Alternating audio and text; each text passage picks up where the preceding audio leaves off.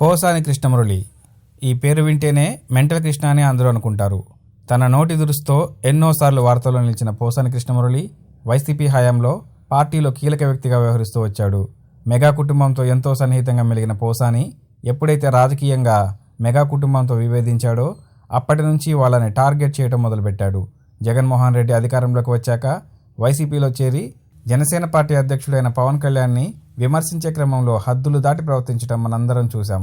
రాజకీయ విమర్శల వరకే పరిమితమైతే పర్వాలేదు, కానీ వ్యక్తిగతంగా కుటుంబంలోని ఆడవాళ్లందరినీ కించపరిచే విధంగా పోసాని కృష్ణమురళి తన సొంత భార్యను సైతం తానే అవమానించుకుంటూ దానిని ఉదాహరణగా చూపిస్తూ పవన్ కళ్యాణ్ భార్యను కూడా ఎంతో అసభ్యంగా అవమానకరంగా మాట్లాడటం అప్పట్లో చాలా పెద్ద దుమారమే లేపింది. నోరు ఉంది కదా అని ఏది పడితే అది ఇష్టం వచ్చినట్లు మాట్లాడకూడదు. ఎదుటి వాళ్ల మనసులు గాయపడే విధంగా ప్రవర్తిస్తే వాళ్ల ఉసురు ఊరికే పోదు.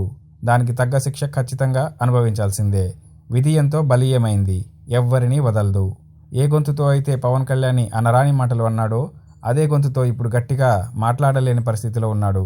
తీవ్రమైన గొంతు నొప్పి రావడంతో ఆపరేషన్ చేయించుకొని గత 4 నెలలుగా బెడ్ మీదనే ఉన్నానని తానే స్వయంగా ఒక మీడియా సమావేశంలో చెప్పడం జరిగింది. తాజాగా ఏర్పాటు చేసిన ప్రెస్ మీట్లో తిరుపతి లడ్డూ ప్రసాదానికి సంబంధించి చంద్రబాబు నాయుడు గురించి వ్యాఖ్యలు చేయడం జరిగింది.